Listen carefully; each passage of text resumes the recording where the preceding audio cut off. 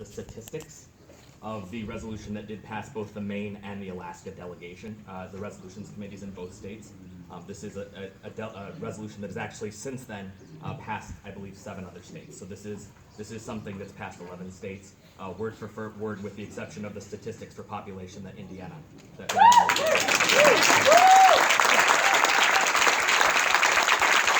is it. This is the revolution right here. All right, I'm going to make a suggestion on this, and this is what I personally think.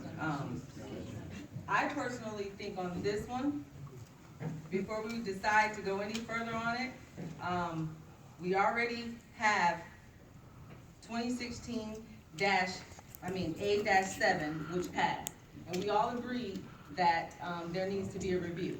So I think this would be jumping the gun to pass.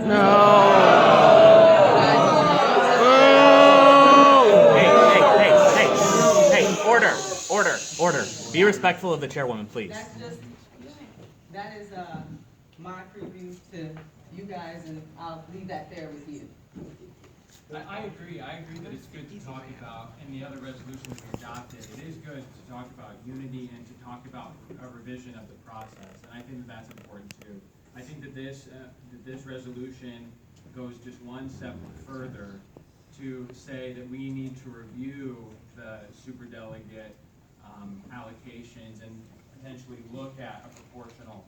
Maybe we could amend this to step back and talk, you know, and rope it into a larger reviewal process of we just need to take a step back and just review it, and look at how superdelegates are allocated. Just talk about whether superdelegates are a good thing or not. I just think that we should talk about that. This is pretty strongly worded, and I would be fine with proposing an amendment. Can we hear it read? You adopted it, have to vote on it.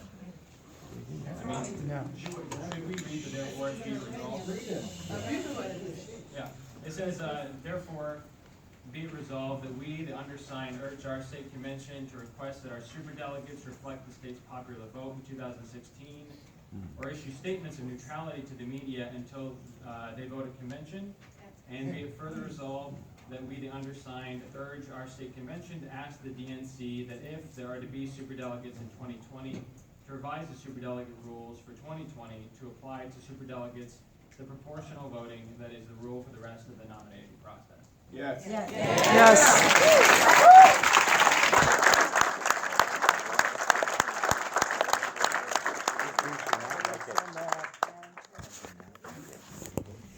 Are we just asking, are we putting the cart before the horse on this, whereas in the section C resolutions, it's actually C-2, that we would be talking about the abolishment of unpledged party leaders, elected officials, and superdelegates.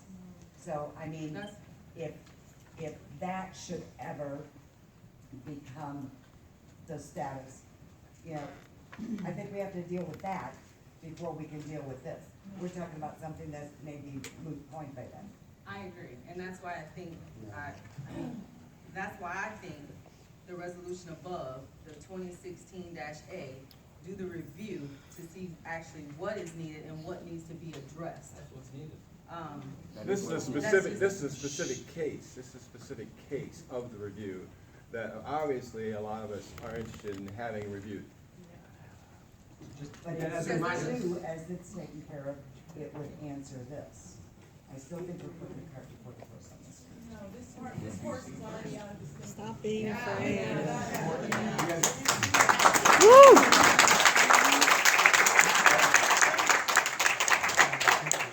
I think a paragraph that a lot of people are interested in about this resolution states that Indiana superdelegates represent 9% of our delegation that can vote their personal preference rather than the will of 637,521 Democratic primary participants. Yes.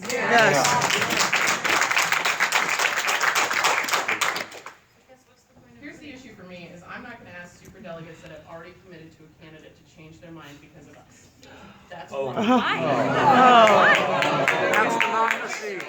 And it's frankly, we're the elected people, we're the ones making the decisions. Yeah, You right. guys- Yeah, you work for us.